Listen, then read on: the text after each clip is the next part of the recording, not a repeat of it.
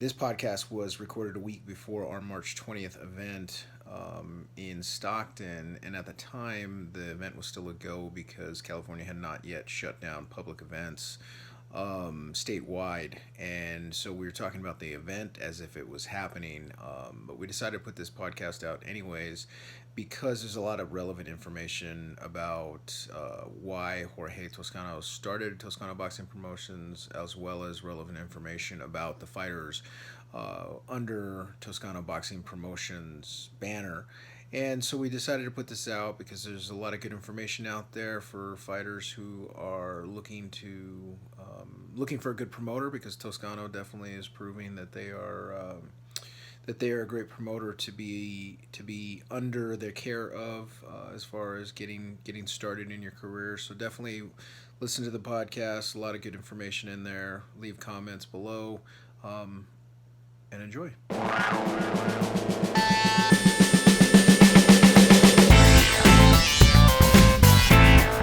My first question, I have this to anybody that's not a fighter, and this is to you, Jorge. Why become a boxing promoter? I think for everybody, man, I think it starts out as as a fan, first and foremost, and secondly, I've been a businessman for about 20 years now, and not everything is about making money. I understand there's businesses and you got to make money to stay afloat and to keep pushing forward, but to me, not everything is about money. When all this started, it basically, I was working out at Savage Elite Fitness in Lathrop, and Felipe Martinez, he's a known coach here in the Central Valley. He was training his fighters there, and day in and day out, months after month, he was just training, and the guys were just training and not really have any fights, So just talking to Felipe one day, he was just like, if we don't work with a promoter, we don't get any opportunities. So that's where I kind of like a little light bulb went off, and I said, well, I'll do it. I'll get my promoter's license, and here we are now, about 5 events later. So why a promoter? I just love the sport, man. To be honest with you, I don't think there's any other explanation other than that. Yeah, it's definitely like, so if you get the boxing bug, I see it all the time being in the sport. When you get that bug, you can't get rid of it. Yeah. I've played sports all my life, and team sports and one-on-one sports and everything. But you have that little drive in you, and that little that competitiveness, and so it just kind of drives you to always want to be involved somehow, in the sport. So then you get in the sport and you have your first event. What have you learned? And this is not just for this is for boxing fans who want a little deeper explanation of how the business works. What have you learned? What's your key takeaway from the business so far? The business of boxing. The truth, or you want me to sugarcoat it? No, I don't want to sugarcoat it. I want people to know about boxing, the business side. Unfortunately, man, the business of boxing is about who you know, and you start. Obviously, a fighter has to have talent, but if there's nobody backing that fighter, no matter how good he is, and he could win medals and national titles, in amateurs. But if he's not backed by somebody, they just kind of sit on the shelf, And and so I mean the business of boxing is it's unfortunate, man. It's ugly, to be honest with you. And a lot of times I've sat there at my house, on the DAZN app when big fights are on and stuff, and I watch the fights, and I think to myself, damn, I wish I would have never found out, and I would have just still been a fan. Part of me feels that way, and I'm not saying that we're here to change the whole game or anything like that. That's not what I'm saying. But I am saying that we do things differently. I think you guys have seen, like, when we do the events, we treat all the fighters, whether they're A side or B side, we treat them with respect. And even fighters like on this event and all the events that we've done right here in Stockton that aren't our signed fighters, you know, we bring them exposure, we put them on billboards, we promote them, you know, because we not only want to promote the sport of boxing, but we want to give fighters opportunity, you know, to get to that next level. Just like you. I mean, you said it in a lot of different interviews and a lot of posts on social media, you know, that you're doing this to give those up and coming fighters the opportunity to get more exposure, to be out there, you know, to be exposed to the world as opposed just to their city where you know, where the event's happening. Yeah, no, that's definitely that's straight to the heart of why I do this and why I have mass respect for you and the fact that that's your thought process for doing it. I mean, you're definitely you're a successful businessman in other ventures, and then you bring in here to help give these guys an opportunity that they don't get in a sport that has plenty of money in it. I mean, let's be honest here. It's the number 8 sport in the world, above football, above American football, above baseball in terms of popularity and money generated. And yet we have a system that there's a lot of guys out there that don't get the opportunities who are just as good as some of the guys who've been signed. So I think it's hats off to you when it comes to being able to. When it comes to being able to give these guys the exposure and give them a platform that the big promoters aren't giving them. Yeah, exactly. You know, when I've talked to a lot of different people here locally and just in different areas, and you know, the big promotion companies, they'll like, Top Rank's always going to be Top Rank, Golden Boy is always going to be Golden Boy, you know, and then you have all the smaller promoters, you know, trying to develop fighters, and you know, everybody has to pay their dues, regardless if it's in boxing, regardless if you work in the warehouse or you work at McDonald's, doesn't matter. Everybody has something. You have to pay your dues as you're coming up. Yeah. So, you know, we're in that, I guess, in that growing phase. You know, we're blessed in the way that we've been exposed to a lot of different things early. Like we were talking about the business side of it, and we're learning, and we have respect for everybody. We're here not to try to be bigger or better than anybody else. We're just here for the opportunity, you know, to grow some fighters and hopefully bring those fighters into big fights, you know, on Top Rank or on DAZN, Golden Boy. So like I said, at the end of the day, like you said, there's a lot of money in boxing. There's a lot of opportunity in boxing. Unfortunately, boxing nowadays isn't just the skill set. It's how many followers you have on Instagram. It's how you look on camera. You know, are you good looking? Are you, you know, things like that. You know, so unfortunately, that's all sells. But you know, at the end of the day, we're going to give the fighters opportunity to prove themselves. So what's your long-term goal with Toscano Boxing Promotions? Well, I think everybody's goal, man. We want a world champion. Yeah. You know, and I think we have a couple guys in our stable right now that can get us there. You know, it just, like everything, it takes time for them to develop. You know, we got Manuel Jaimes. He's just 20 years old. You know, just turned 20 a few weeks ago. So he's still, you know, developing as a fighter, growing into his body, you know, things like that. So it just taking it a little bit slow. Then we have Jose Alvarado. That kid's just, he's just a beast. You know, He has a big punch. He comes to fight, and he just has nothing but bad intentions, you know, with every punch. So he's coming up also. He's 4-0. He's taking a big jump in competition for our next event. But you know, I think he's going to be good for that and bigger things. So like I said, like every promotion company, you want to create a world champion, and that's our goal, man. Just grow this area, this this new resurgence of boxing here in the Central Valley.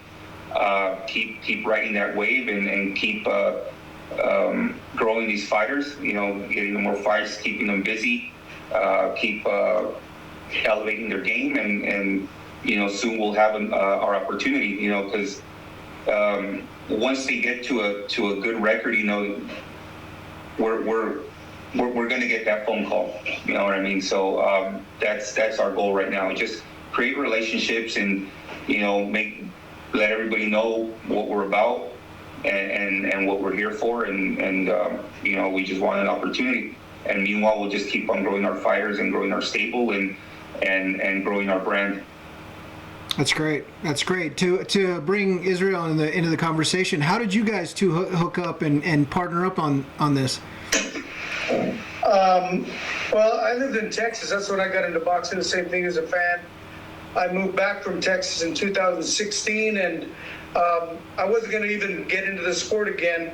Well, just like anything, they drag you back in. There was true. a local boxing club that just had opened up, and I met a couple of guys down at the Boxing Development Center in Oakdale, and they said, "You want part of the business?" And I said, "Well, sure." So I proved myself. I put together the Junior Olympics in Oakdale, and I pulled together all my resources, and we had a great show. And after the show, I had heard that Mr. Toscano over here was going to have a show in July. And when I met him in April, they said, "Hey, do you want to help?" And I said, "Sure." So I wound up helping him put on the first show, and the rest is history. Here we are a couple years later, and just killing it. We're going after it. It's been one hell of a ride, and it's a good ride, being able to perform this platform. So you came back to the Central Valley about the same time that boxing and just combat sports in general has taken off in that area. What is it about that area that it's a hotbed right now, but it's always historically just been a spot where fighters come out of?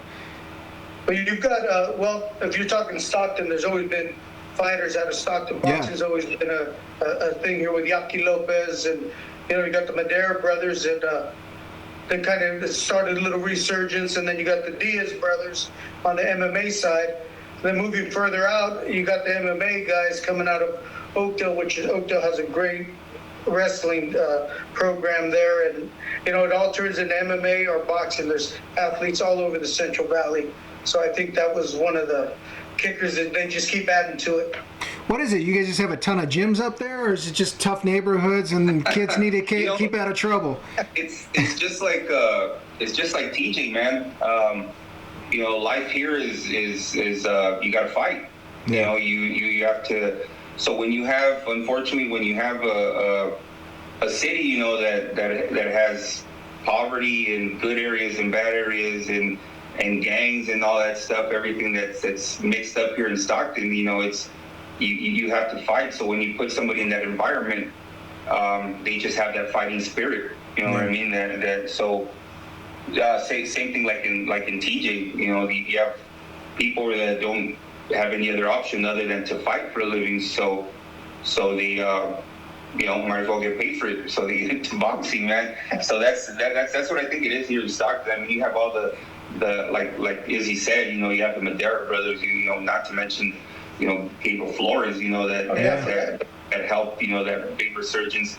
When we did our first event, July 20th of 18, that was the first professional boxing event in Stockton, and I think it was a little bit over 10 years. Oh, wow. So it's been a decade. So there was MMA fights at the Civic, I think, but not professional boxing. So we did that first event. We had it at the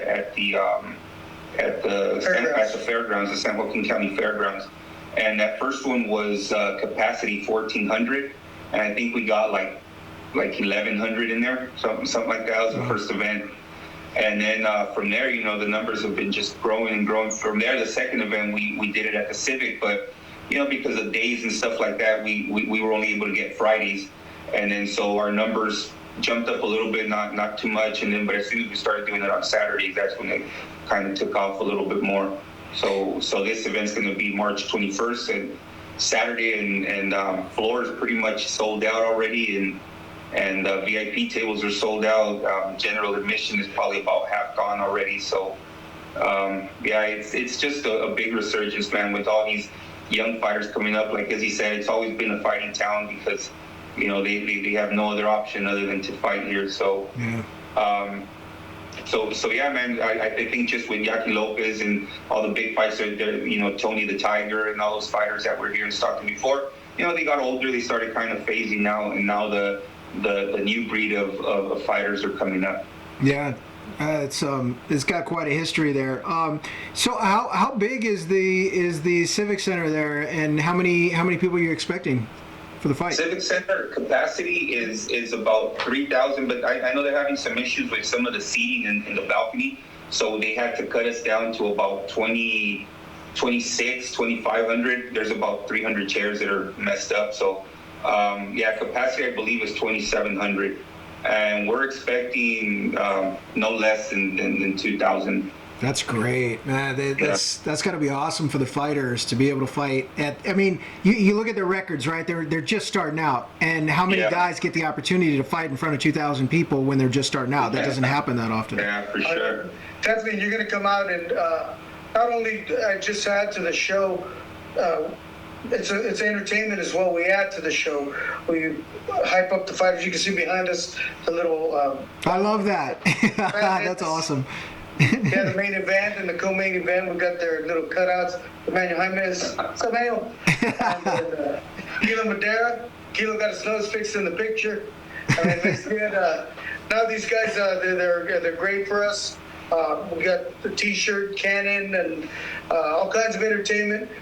And then top-notch boxing to add the cherry on top of the cake. And it's a great venue. Yeah, let's talk about the top-notch boxing.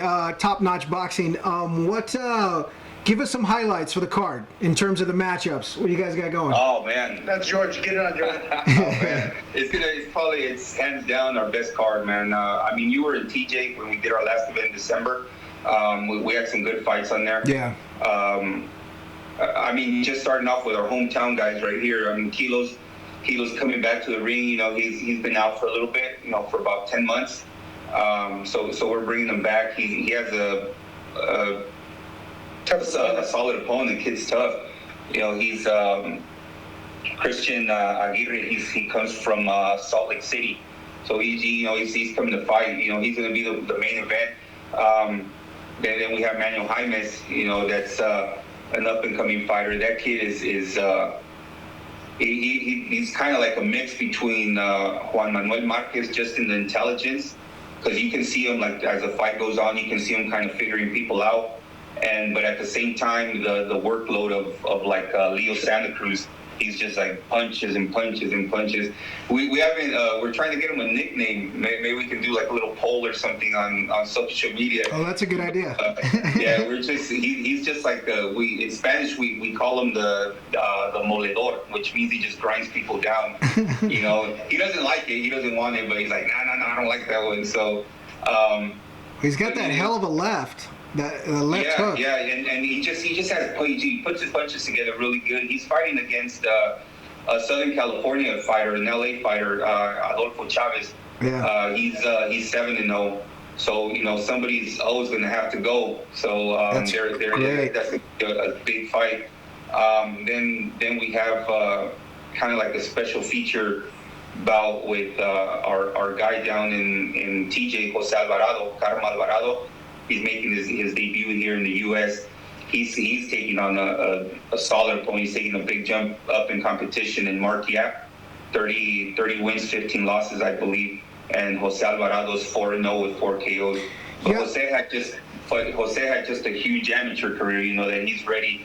He's ready for that big jump up in competition. You know, he wants to be the best. He wants to fight. He wants to show the world what he has. And now with us, Toscano Boxing and Best in Boxing, GSS, you know, now he's going to have the opportunity to show the world what he's got. Yeah, how did that one get past the commission? Was it because of his amateur record? Because of the amateur record, yeah. Okay. Because he had almost, I believe, almost 200 amateur fights on his books. On his books, he has 125 wins, 10 losses. I think he has like 15 KOs. He has five gold medals in national competition in Mexico. So that means all the Mexican fighters in his weight class from everywhere, from the whole country. He took the gold 5 times. He has 3 silver medals and 1 bronze. Yeah. So he's just a solid amateur fighter. And now in the pros, he's come up in his first 4 wins. You were in GSS was there when he fought an unbeaten fighter 6-0, and he took him out in 3 rounds. He's a bull too. I mean, he just comes forward. He's like a little pit bull, man. Yeah. He's just like he comes forward and he just wants to take your head off. And then you have King Gio. Giovanni's taking on an unbeaten fighter from Mexico. Yeah. I believe he's 6-0, and Brandon Cortez. And Gio's, a solid fighter. He comes forward. He's an action fighter. He's looking to knock you out as well. And I mean, you have Marquitos, a hometown favorite. He's taking out on a pretty solid fighter. The kid's coming out of Texas, El Paso, Texas, Marquitos' opponent. Solid fighter. He has a losing record, but he has a lot of experience. Man, that fight's going to be a good fight. Yeah. So we have. I mean, Wade Jones also from here, from Coach Sala's gym here in Stockton. Also, that's going to be another great fight. That kid has some talent as well. He's 135, but he's a big 135 pounder, man. He's a solid big. fighter. I can't believe he makes 135. You know what, man? There's what I've been learning. Like you asked me earlier, what have we learned? Not only business-wise, but we've learned so much as far as like fighters. He's a big 135 pounder, and it's crazy. Some of these kids' bodies just respond so well to losing weight, man. They just lose it like nothing. He cut the weight, and he doesn't struggle, man. He could probably make 130. That's crazy. Yeah, he's strong too. Yeah, and you could tell. I just posted his last fight individually up online today, and I'll be doing that every fight from your card will be released every day except for the weekends, all the way up to the fight. Cool. But Wade, you can tell he hits hard because when he connected with that kid, man, he backed him off quick. That was one hell of a fight. Yeah, he was game. I mean, his opponent was no slouch. I think he was undefeated, and he came. He was 3-0. Wade at the time was 2-0. Yeah, he came to fight, and as soon as he felt that power, all of a sudden he was backing up the whole time. So you could tell that he's got some power on him. So yeah, definitely. Well, yeah, then you have we have Jose Carrillo too, our bantamweight. He was off for a little bit. He took some time off. Now he's back. He went to train with Joel Diaz. So. And Joel Antonio out there in Indios, he's coming home this Friday, and he'll be here in Stockton for media day on this Saturday. So he's another solid fighter. 7-0, 6 KOs. His last fight was in TJ. He fought an undefeated fighter from Ensenada, 4-0. Guys. Yeah. Oh, you guys televised that one too. Yeah. You guys streamed also. Yeah, from what was it? Boris Teca. Yeah. Yeah. So he's a solid 118. He's actually doing this one at a super bantam. He's at 122 now, but he's a solid puncher. That kid. He just has a little bit of that darkness in him that he just wants to take your head off. So the cards he's fighting. I believe Valdez. He's out of TJ, 6-3-1, and so that's going to be another good fight, man. Yeah. So Sharp and Avina. Yeah, then we have Vincent Avina, who's taking on the local fighter right here out of Fairfield, in Fernando Ibarra, very solid fighter as well. Then we have the Varela from the Varela camp. We have Nestor Varela, 1-0, taking on Ivan Garcia out of Robert Garcia's gym in Riverside, 5-0. So that's going to be another good fight right there. And you got talented trainers coming up too for the show. That's great. Yeah, Joel will be here. Yeah, Joel will be here on Friday. I spoke with him last night. Yeah. Because we were kind of going over the game plan with Carrillo. He wants some. He says my fighters are like gallos de pelea.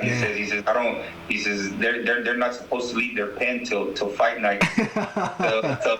so he wants me to lock up Carrillo in his house and make sure he doesn't come out because he's going to be here a week before. But that's a wild side of him, huh? They're just resting and kind of just staying loose, and making weight, so all the hard work's done for him, and he ends his camp Friday, last sparring session, and then he'll fly home that Friday afternoon. So Joel will be here the following Friday for weigh-ins, and then we actually have Jose Luis Castillo coming to the fight also from Sonora, Mexico. Yeah, so he'll be here, and then I believe Robert Garcia is about 70%, 75% sure that he's coming. So we'll have a couple solid trainers here. That's great. Last fighter that we didn't mention was Nathan Sharp. Yeah, Nathan Sharp from Modesto. He's a light heavyweight, 170, 175, and that I've seen him fight a couple times already. Not the most technical fighter, but man, I'll tell you what, when he catches you with that left hand or right hand, whatever he catches you with, you're going down, man. Just a lot of power. Yeah, he's pretty active on Instagram, so I've been following his activity lately. He's real cool guy too, man. Nathan Sharp, really cool dude. Well, it says Sharp, no S. No S. Yeah. No S. It says a lot about you guys that you guys have been around for a couple years and you have such a solid stable, because it is, it's obviously just starting out stable, but the talent that you guys have been able to put together is really impressive. And the fact that you guys are matchmaking the way you are is, yes, you're giving them tougher fights, but you're also seeing if they're ready and able to step up sooner than later, because why drag it out? Let's see if these guys can fight. And that seems to be the actions that you guys are taking. Is that the thought process? Because you guys you're putting them in tough fights. I think part of our job is to help them develop, man, and if you throw, obviously you got to, first couple fights, you help them get all the butterflies out and stuff like that, their nervousness, you put them in the ring with somebody that'll bring the fight, but that they can, an 80% chance of winning, and that's just boxing, just have them get those butterflies out, and then after that, what good is it to keep on putting them against 1 in 10 guys, 2 in 10 guys? Totally agree. When they're not learning anything, they every fight their opponent has to bring something out of them that they didn't expose in the previous fight, so that they can work on it and they can develop as fighters. Because otherwise, man, they're the first tough fight that you put them in against. You can get them to 10-0 within a year, and the first tough fight you put them in, they get knocked out. Yeah. Because they don't know what it's like when somebody fights back or hits them, or when they get connected. And when the fighter gets connected, it's like, I've seen a couple quotes that Tyson said, everybody has a plan until they get hit in the face. It's true. So once they get caught, how are they going to react? Are they going to fight back? Are they going to, move back? Are they going to, what are they going to do? So matchmaking, we have a good matchmaker in Manuel Diaz. We've been working with him for all except our very first event here in Stockton, and he works a lot with different promoters and stuff. So he's helped us out a lot in the whole process, and we always go over our opponents. Obviously, we go over the opponents with the team, with Manuel's team, with Kilo's team, and all of them. But at the end of the day, it's a fight that has to bring something out of them, and that's kind of like the process that we've been, the motto that we've been following. Well, I'm really looking forward to coming up. I'm excited for the show, because it's a lot of times I'm at the mercy of the promoters, and sometimes we get some dog fights in there, and I've always wanted a card like this where from top to bottom it's stacked, and on top of that, pack 2,000 plus people in the arena, gonna have that big feel. I'm really excited for the show. That's great. That's good to hear, man. We're excited to have you, and we appreciate, man, all the promotion, everything you've done for us and TJ, and out here in Stockton. We're looking forward, man, to growing together. Oh, definitely looking forward to it. I appreciate your guys' time. I really do.